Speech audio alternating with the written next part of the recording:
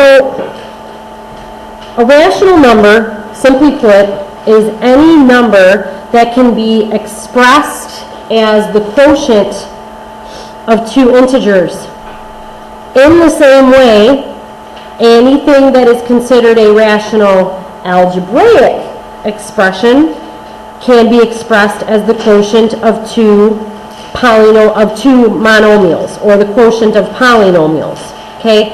Say the first one, for example, that they give in the top of the page there, they give us an example, 4xy squared divided by 7y. Okay? That legitimately would be a rational algebraic expression, because 4 divided by 7 can be solved, x divided by 1 can be solved, and y over y indeed gives us some sort of an answer.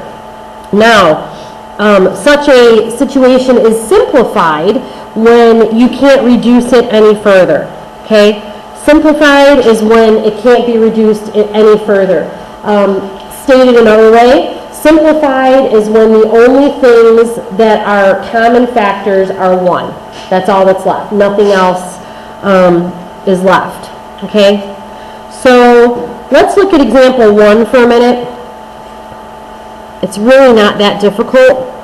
If you are told to simplify something, as is the case here, where they give you x squared minus 2x and x squared minus 4, your first step has to be to factor. Okay? Factor. If I were to factor the top, I would end up with x times x minus 2. And now I'm going to look at both factors and I'm going to say, is there anything else that I can pull out of this other than a 1? No. And same here. Nothing else I can pull out other than a 1. The bottom is the difference of two squares, which is x plus 2, x minus 2. Now it just so happens that the two things I'm about to cancel stack up, but it doesn't matter. Had I written x minus 2 here and x plus 2 here, I could still cancel the x minus 2's. Because the order where multiplication is going on doesn't make a difference as long as it's the things that...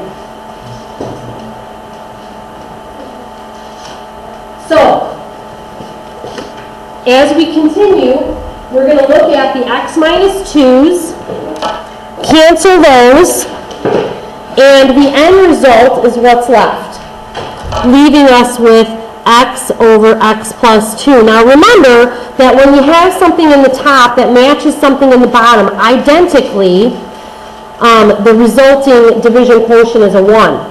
Now you might say to yourself, well, why can't x and x cancel?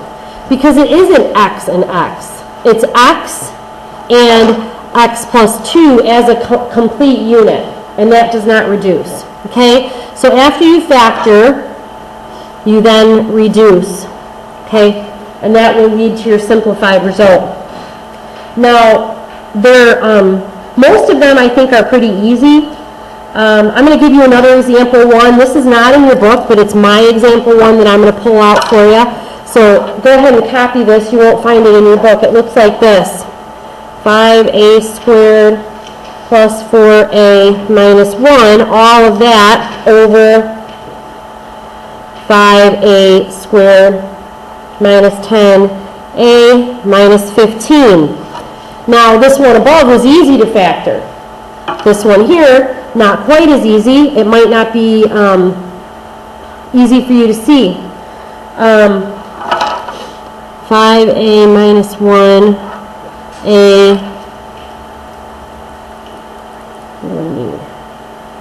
a plus 1. Duh. Okay. 5 and negative 1 is a positive 4. Okay. Down below, so I'm going to first pull out a common factor of 5. A squared minus 2a minus 3. Okay? You can still do that. A minus 3, a plus 1, Negative 3, positive 1, yes. Okay, so 5 times a minus 3, a plus 1. Remember, the first question to always ask before you look for how to factor is there a greatest common factor I can pull out? Pulling that 5 out made my life a whole lot easier. Okay?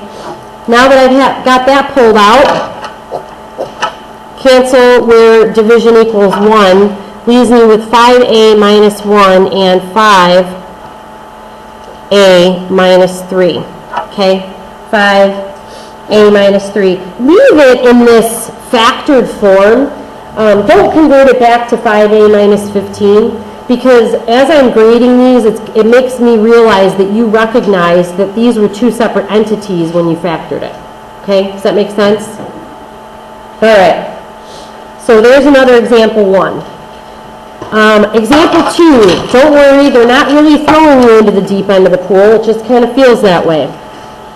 So example 2 says simplify, and they give you the polynomial 3x minus 5x squared minus 2x cubed, that being multiplied by 6x squared minus 5x plus 1 to the negative first power.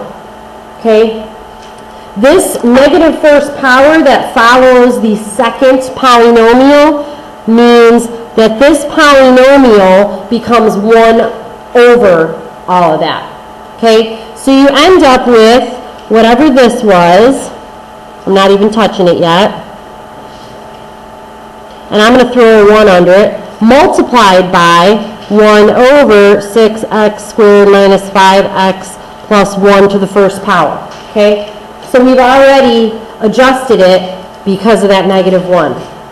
Okay? Now what you're left with is a disaster area that you have to factor. Now, some people might want to move this around. Maybe you need to, maybe you don't. I'm going to pull an x out, which leaves me 3 minus 5x minus 2x cubed. And for sake of time, I'm just going to go with the book just to make it quick. 3 plus x times 1 minus 2x. Now, if you needed to move stuff around to factor it, you could do that. So now, here's that version all factored up. Okay? This is going to be 2x minus 1, 3x minus 1, 2, and 3 is negative 5. Okay, now that piece has been factored. Look for opportunities to cancel. Look for opportunities to cancel. Okay, right now I have this piece right here, right? And it's similar to this, but it's not identical. What if I factored a negative 1 out of this and wrote it in a different order, just for my own sake? Negative 1 times 2x plus 1. Isn't that the same as this? Okay, so I'm going to cross that off just so I don't make any mistakes. Now I have something that I can get rid of. Okay.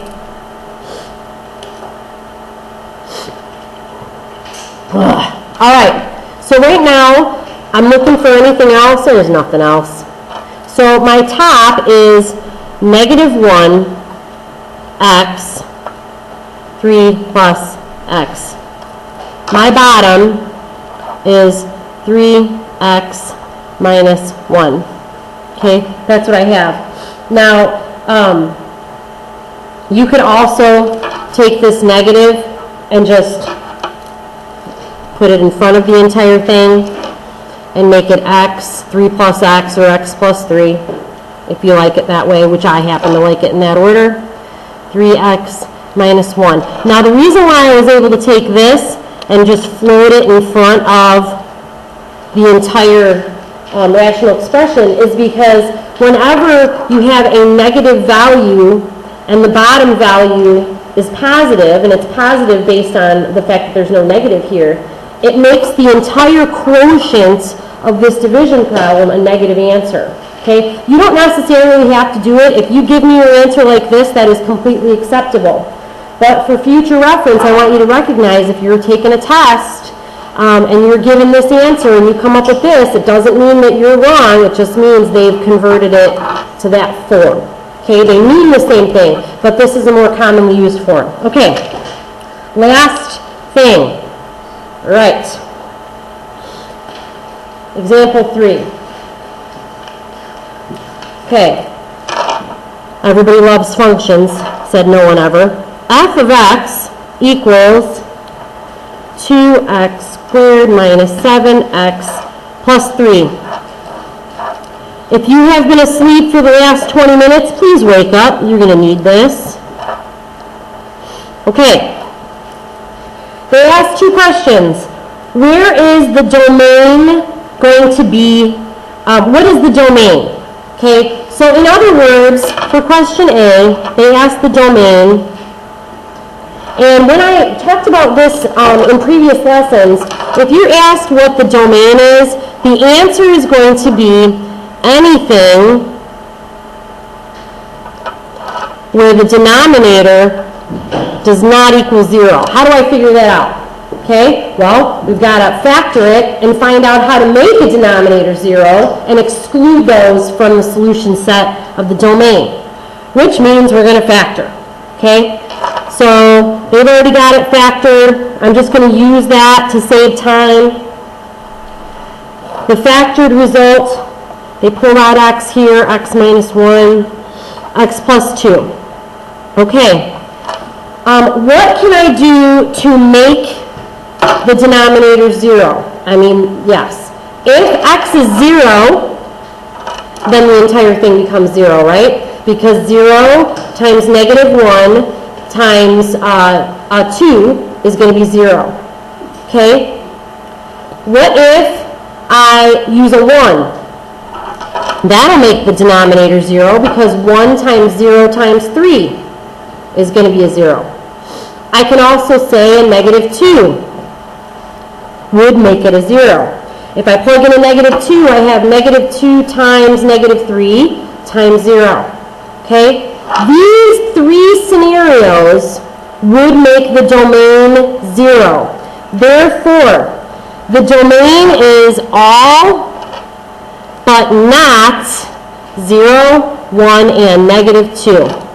Okay? Or you can write all except those 3 numbers.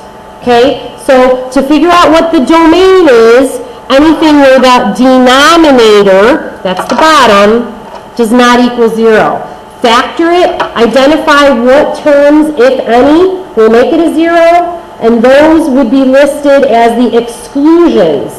Anything else can have an opportunity to be within the domain. Remember, the domain is the input. What can I put in? Okay? The range is the output. Okay, so find the zeros, letter B. Find the zeros. Okay. The value f of x is 0 will only be a 0 if the numerator is a 0. Okay, so they want you to find the zeros. What you want to find is any values where the numerator does equal 0. Okay, so you want to exclude zeros for the domain, include zeros, anything that makes the numerator 0. Okay, so what can I do to make this a 0? Anything that creates a product of 0 between the two. Okay, so to solve that, you can either in your head do it, or take what you have, 2x minus 1, x minus 3, and solve for 0. Okay? Ask to find the zeros, you solve the numerator for 0. Okay? So it looks like x is 1/2, x is 3. So the zeros for this scenario, okay, the zeros are 1/2 and 3. Okay? So the key here, folks, and what the book doesn't really make clear to you is to find the zeros, the numerator has to equal 0. To find the domain, you exclude anything where the denominator equals 0. That should be an equal sign. Anything where the denominator is not equal 0. Where the denominator, okay. It has to be is 0. According to the demand, yes, okay. Yes, okay. Sorry guys, I started confusing myself. Okay.